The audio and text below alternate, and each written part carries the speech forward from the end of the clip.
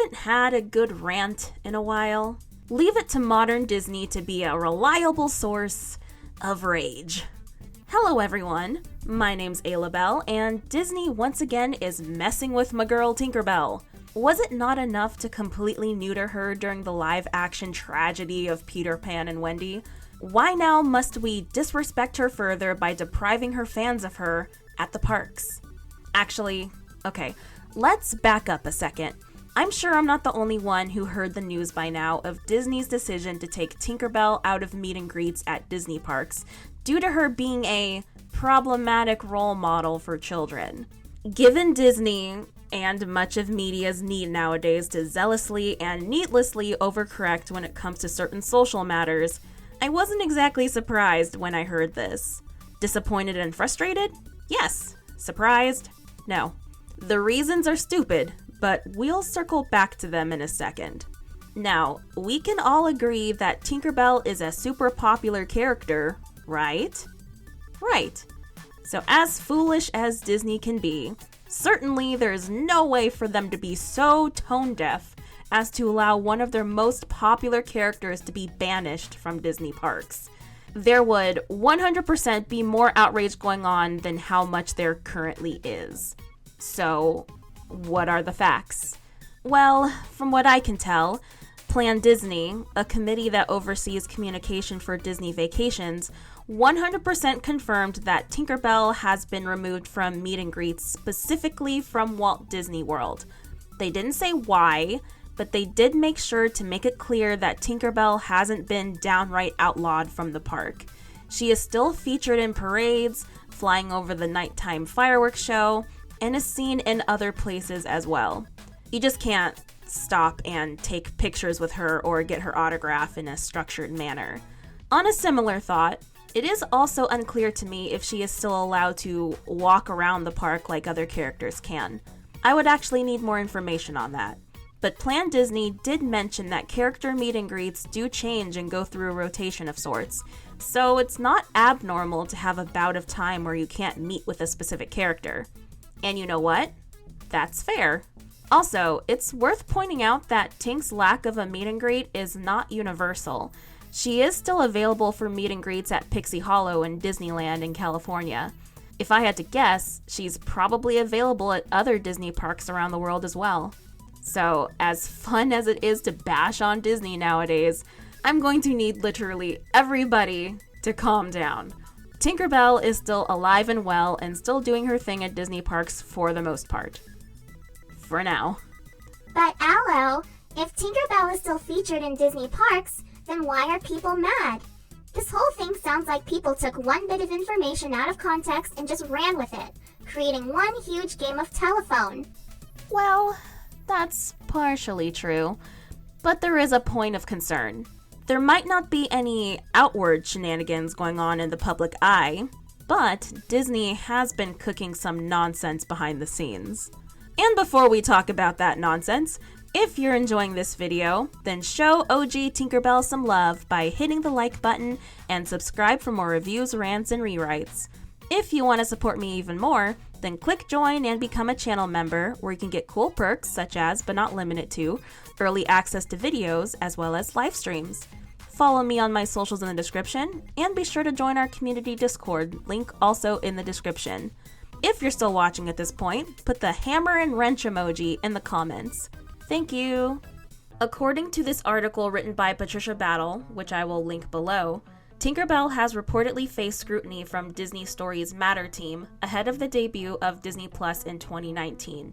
The team reportedly flagged and labeled the character to Disney executives as potentially problematic, claiming that she is body conscious and jealous of Peter Pan's attention, according to a 2022 report from the New York Times. And according to this tweet, which includes an alleged quote from a Disney representative from May 2024, Tinkerbell, unfortunately, has become a problematic image for our guests, specifically young girls, specifically in terms of the portrayal of an unrealistic body image, as well as dependency of approval and/or attention from Peter Pan, as seen in previous incarnations of the character. We feel these traits are no longer representative of our inclusive, focused values, and thus are currently in process of redesigning and updated Tinkerbell for modern audiences. You have no idea how much that last sentence concerns me. Never mind the fact that Disney has already technically redesigned and reworked the character twice. The first time was with the Pixie Hollow series, in which her problematic personality traits, i.e. the blinding rage to the point of murderous intent for the affection of a boy, were completely snuffed out, and she was left as a nice fairy with some manageable anger issues. But while she was no longer the Tink I grew to love, I can admit that she at least had a personality, flaws, was allowed to emote, grow, and have goals. That's so much more for what I can say about the sad existence of Tinkerbell version 3 from the recent live-action adaptation of Peter Pan that Disney Plus put out not long ago. I've already extensively spoken about my grief regarding this Tink and my love for original Tink in past videos, so please make sure to check those out. And I never honestly thought I'd talk about Tinkerbell 3 times on this channel, but here we are. Anyway, the point I'm trying to make is that we've already redesigned Tinkerbell and sanitized her, so I don't see what the issue is. I'm also of the opinion that Tinkerbell didn't need to change in the first place. Yes, she's problematic. Like, legitimately. She has tried to unalive other girls who even remotely seemed like they would be a threat to her relationship with Peter Pan. Aside from that, she just has an explosive anger in general and even willingly worked with the bad guy. Sure, he manipulated her, but her willingness to do away with Wendy was unrivaled. Aside from that, Tink is quite sassy, which I'm sure no one wants to deal with in a child that they are taking care of. So, in those respects, yes, she is not a role model, but like, does she need to be? There are literal villain characters walking around Disney parks and no one bats an eye at them. Villains, mind you, that have done way worse than Tink. Whether or not the villains themselves get meet or greets doesn't take away from the fact that they also have fans, who are children. You can acknowledge that a character is bad or has bad traits and still like them as characters because they have cool designs, awesome songs, or fun personalities or powers or whatever. OG Tinkerbell isn't a villain, but she is heavily flawed. And I do think there's an in-universe explanation for this, maybe? Wasn't it something along the lines of, since she's so small, she's only capable of one emotion at a time or something, so when she's angry, she's 100% angry without any wiggle room, and thus it's hard for her to think rationally? Is that a thing, or am I making it up? Regardless, and even then, she doesn't remain the same spiteful little pixie.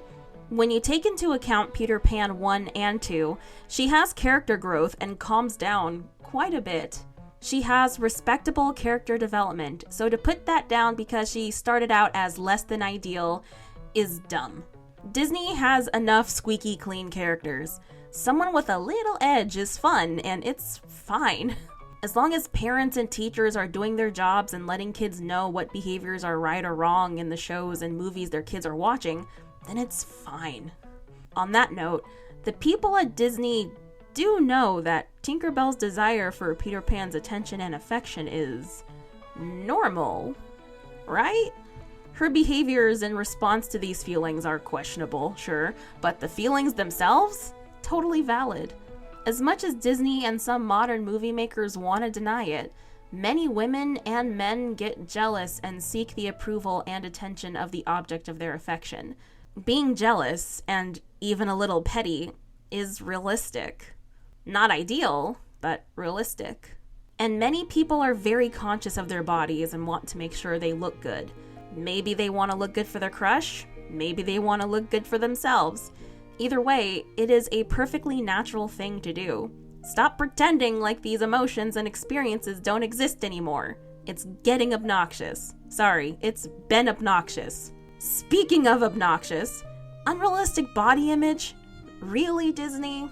She's a 5-inch fairy from fictional Neverland. Have you seen Barbies? The covers of magazines? Other cartoons? Your own Disney princesses that you are so proud of? She has no more of an unrealistic body type than your moneymakers of Anna and Elsa, so get off your high horse. But Aloe, just because Disney used those body proportions in the past, it doesn't mean that they should continue to. Nope, see now? I'ma stop you right there. Having characters of different shapes and sizes is cool and awesome, yay, hooray. But Tinkerbell is pretty, okay? She has an aesthetically pleasing design. She's also the product of an art style, okay? She's also, once again, fictional. Also, you think Tinkerbell has unrealistic body expectations? Let me show you unrealistic body expectations. I rest my case. But most fans don't care about that. We just want to see pretty fairies in awesome fashion and glittering their way to victory. Let's look at the facts. Again, many female and male cartoon characters, and even in live action, are supposed to look like the ideal person at peak health. Now, ideal means something different to different people, and healthy can look different across different people. But they typically go with a combination of the health thing, along with what the general public finds visually appealing, regardless of whether or not you want to accept that. Having said that, I'm not going to pretend like some people don't struggle with their body image, and seeing characters like this isn't triggering to some degree. Unfortunately, some people sometimes do awful things to their bodies due to insecurity and various disorders to desperately try and reach these looks, and many require medical intervention and/or therapy. So then, how do we combat this? Do we change currently established characters and give them new body types? Or should we do the more sensible thing and just create new characters with varying body types while still maintaining a general sense of pleasant aesthetic? This is a difficult subject for me to discuss because, as a straight, black Christian woman who isn't the skinniest person around, I've already made it known that I couldn't care less about being represented to any degree. Well, I mean, seeing Christianity depicted in a peaceful and positive way would be cool, but overall, I don't care if I ever see someone who looks like me or not. So I don't have this desire for my body type to be represented. I just want good characters that are either fun or relatable for other reasons. At the same time, I am an incredibly visual person when it comes to the cartoons and anime I watch, in that I won't watch anything if I don't deem it or its characters as visually pleasing enough. I'm not ashamed to say that there are anime and cartoons I haven't watched, either because I don't like the art style or because I don't find the main characters cute or handsome. I have an artistic visual ideal in my head, and I'm pretty faithful to it. I want to make it abundantly clear, though, that I don't use this rule for real life, just for the entertainment media I consume. All of that is to say that I'm the exact audience that likes the visual look of Tinkerbell, the Winx Club girls, the Disney princesses, despite me knowing full well that many people, including myself, will never look like them. So, who do we cater to in this case? People like me who either don't care about representation and or just like things to look aesthetic, albeit unrealistic? Or to the people doing harmful things to themselves to look like these characters? Someone is always going to be upset regardless, but technically speaking, the population that is suffering should have more priority, right? But at the same time, it isn't exactly right to take away something from those who don't have a problem. It's tricky. I know it's a tricky situation. But then again, no, it's not. Why? Literally just do both. Make new properties or shows or characters with various body types, both heroes and villains. And you can have your shows like Winx Club that are just, this aesthetic. You'll never make everyone happy, okay? This is probably the best middle ground. Anyway, bringing this all back around to Tinkerbell, I personally don't find her body problematic, but I understand why some would.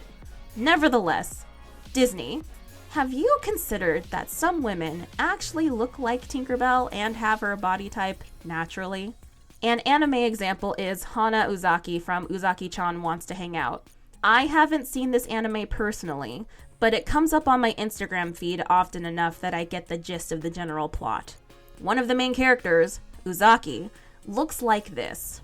She's 19, 20 years old and has this body type.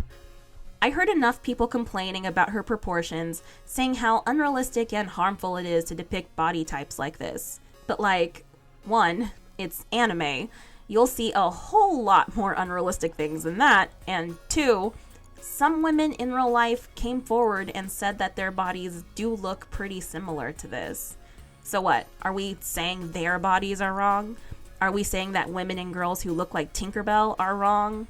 I certainly hope not, because if you want problematic, that thinking is problematic and will in fact get you into trouble. So then, where do we draw the line? I honestly don't know. Just don't mess with Tinkerbell, okay? And now I open the floor to all of you. What do you think about that tweet regarding Tinkerbell? Do you think she's so problematic that she shouldn't be at meet and greets? Or do you also think that this whole thing is ridiculous and Disney should stop overcorrecting? Comment below and let's get this conversation started. If you enjoyed this video, just remember that I'm the artistic Aloubell. I review things, I rant sometimes, and rewrite stories occasionally. I'd appreciate it if you subscribed and joined the family of bells where we chill in the bell tower, adhere to the golden rule, and use cookies as our currency. If any part of this video spoke to you, feel free to leave a comment and a cookie.